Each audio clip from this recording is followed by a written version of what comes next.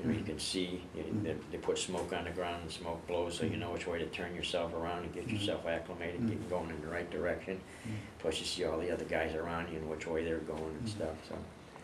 So that, you know, the night jumps were the toughest. Right. They were pretty tough. Well, how would you orient yourself at night then? I mean, as far as the drop zone, I mean, where your landing zone, whatever you call it, how would you orient yourself? Well, you could, you know, after, you're only up there for about a minute, okay? And when you're in the aircraft, it's dark, so your night vision becomes somewhat acclimated to it, you know. It's not like being in the light and then all of a sudden jumping out in the dark and you wouldn't see nothing, okay? So you can see to some extent as you're going down. And you can feel the wind, you know, because you're coming down pretty good. So you just don't have a whole lot of time to react. Like I said, those particular parachutes weren't real sturable, okay? And so I don't call. I'm sure I've come in backwards one time or another, you know. Okay. Now, so let's say before you made your first jump out of your airplane, did they have the tower? Did you have to? Yeah, we had the tower. Yeah. What was that like? Well, we didn't have to do that. I was you lucky. didn't? Yeah. Oh, well, okay. but see, they won't let you use the Georgia. I guess you know, a lot of wind or something down there. I don't know. Oh, okay. The towers. If there was I think it was like over five knots of wind, they wouldn't use the tower because the field for the tower was only, you know, maybe eighth of a mile wide. Oh, okay. Okay. So even in 300 feet, if the wind is blowing enough, then it'll blow you off of the field and stuff. See, Okay. so there was a wind criteria. And Okay, I got you. what happened was the week or days that we were scheduled to do the tower, the wind was too high, so we didn't have to do them. So your first jump was out of the real thing. Out of the real thing, yeah. Okay. All right. How many jumps did you have to make to become qualified? I think we did 5 jumps. Oh, okay. 3 daylights and 2 night jumps. Okay. Fully packed. I mean, fully. Well, only one was only one. The first 4 were just the first 3 were all daylight jumps. Then we did a night jump. Then we did a night jump with equipment. Oh, okay. Okay. Okay. And we did it. I'll take that back. We did do a day jump with equipment too. So Okay. the third jump was a day jump with equipment, then a night jump with no equipment, and then back to a night jump with equipment. Okay. So. Okay. Jumping with equipment, I mean, you're falling quicker then, right? They say you do, but you're not really. Oh, okay. You know, you don't. You know, Okay. you're only gonna fall so fast with that shooter. Oh. You know, 200-pound man's probably gonna come down pretty near just as fast as a 150-pound guy. Okay. I don't think it makes that much difference. Okay. All right. So, anything else stands out while you were at Benning that sort of, when you think about Benning, this sort of jumps in your mind, other than the drill sergeant? Yeah, the harnesses. Everybody used to hate the harnesses. What were they? Well, it was a simulated parachute harness, okay? Okay. And you just hung in it. Okay, well, it came up between your crotch and it smashed your, you know, so the guys hated being in that, and that was one of the things. If you didn't do something correctly, the sergeant said, okay, you go get back in the harness now, go hang there for a while. So it became quite uncomfortable, you know. So Cruel. Yeah, kind of cruel, you know. I guess, yeah. Okay. Did you? Now I want to get gruesome here, but did people fail this process? How many might have entered your class, and how many might have flunked out? You know, I don't think anybody. Oh. Yeah, no.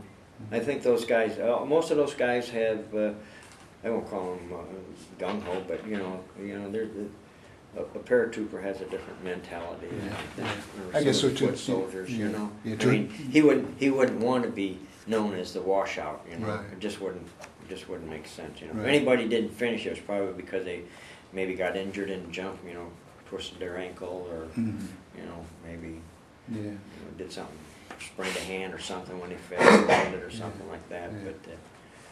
But I don't recall anybody failing out. Nobody. Yeah, probably to have gotten that far, you probably had to have passed, you know, certainly like your AIT, you had to demonstrate certain things just to have gotten that far in the first place. Okay. All right, now, so after airborne school, and you got in your, they call them wings, I guess? Yep. Okay. Well, what happened then? Yeah, and I got on the bus and went to Fort Bragg. So you stayed in that little... Yeah, yeah. Right. Became a Southern boy Yeah, for a while. Yeah, okay. So were you, who were you assigned to at Bragg? It was called the Special Forces Training Group. Okay. Okay. Okay. They issued us a beret, which was cool, Okay. but it had just a single little stripe on it. It was white, Okay. which meant that you were in training. Okay. Okay, Okay. but we were allowed to wear the green beret at that time during training. So Okay. Were you still a private at this time? probably, PS. well, might have made PFC probably about the time I got to Bragg. I think Okay. shortly thereafter I became Okay. a PFC. I'm through basic in jump school and AIT.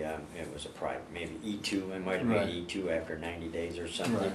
But I think you almost had to be in the Army for a year before you could get a PFC. So, Right, okay. so I'm sure my first 6 months of training, it was, Okay. they tried to take care of us, they put you on the top of the promotion list. Right, the time and Special grade. Forces, yeah, they Yeah. like to move the guys along and stuff. Okay. Okay. All right. So now you're at Bragg, a Special Forces Training Group. Did many people from your airborne school go with Nope. you, or did you? Nobody. Oh, okay. Nope. Okay. All new, fresh faces. Oh, okay. Okay. So, tell us how when you got there, what was it like, and about how many were in your class, and that kind of stuff. Well, it was company size, but it became a different military mentality-wise.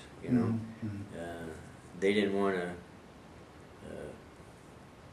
abuse you per se and try to make you want to quit. They already know that you've been through, some tough stuff in basic training and AIT and jump school, and obviously if you got through those things, physically you're good.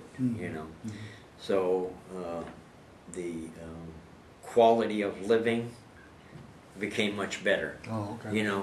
They gave us nice billeting. Sergeants didn't scream at you.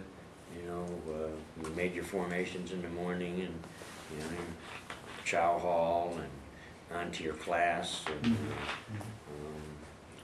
it was. I won't call it more laid back, but it was more classroom training. Yeah. Primarily, we did physical. You're never not doing PT in the military. That's a given every morning. Okay, but you might not. There's nobody screaming in your face and give me 20 push-ups for not being as fast as the other guy or something. It was just an entirely different method of training. And they treated us good. Okay. They wanted you to, I guess, feel comfortable. If you're being abused, per se, not that the military abuses everybody. It's just a term I'm using. Sure. They just, drill instructors and instructors are supposed to, Right. work you hard and stuff, and they Right. did, But Right. now in Special Forces, we're being treated different. Yeah, and probably the early stages, I might be wrong, but they were indoctrinating you. Well, here they knew you were already indoctrinated, so Yeah. to speak. You were in that. Yeah. It was more like a professional atmosphere, I Yeah, guess, absolutely. of training Yeah. and making sure you learned what they wanted to teach you. Absolutely. Yeah, the physical side was out of it. It was Yeah. okay. Like I said, we did our physical training in the morning. Right, Had okay. good lunch breaks, and Okay. ended the day at a reasonable time, and the billeting was good, and you had a lot more flexibility moving around the base and stuff. So Okay. that was. Okay. How long of training was this? I think it was about 18 weeks. 18 weeks. Okay. All right. Now, during your downtime, what would you do during your off hours? It was for recreation, so to speak, or downtime. Gosh, right.